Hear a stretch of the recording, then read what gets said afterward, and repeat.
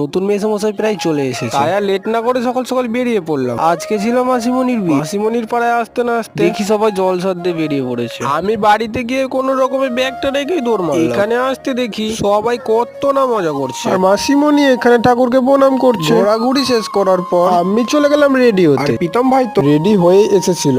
আমি তো রেডি হবো ভাবছিলাম, কিন্তু কোন জামাটা পরবো বুঝতে পারছিলাম না। কোনো রকমে একটা জামা প্যান্ট পরে চলে আসলাম ফুচকা খাবো বলে। এখানে আসার পর দেখি এত ভিড়, অনেকক্ষণ পর একবার লাইন পেয়েছি। একটা ফুচকা খাওয়ার পর ওখান থেকে চলে আসলাম। তারপর এক কাপ কফি খেয়ে চলে আসলাম মেন মণ্ডপে, যেখানে মাসিমণির বিয়ে হবে। আর আমি এখানে আসতেই দেখি বরযাত্রী সব লোকজন চলে এসেছে। নতুন মেসোমশাইকে মিষ্টি জল খাইয়ে বাড়িতে নিয়ে যাওয়ার ব্যবস্থা করছিল। আর এখানে কত ভিড় জমে গেছিল। অনেক সময় কাটার পর প্রায় অনেকটাই রাত হয়ে গেছিল, পুরো বিয়ে বাড়ি ফাঁকা। তারপরে খাওয়া দাওয়ার কাজ কমপ্লিট করে চলে গেলাম ঘুমাতে। তোমরা আমায় সাপোর্ট করছো না কেন? ভিডিও ভালো লাগলে অবশ্যই লাইক করবে, আর না ভালো লাগলে অবশ্যই সাপোর্ট করবে, সাবস্ক্রাইব করে দেবে।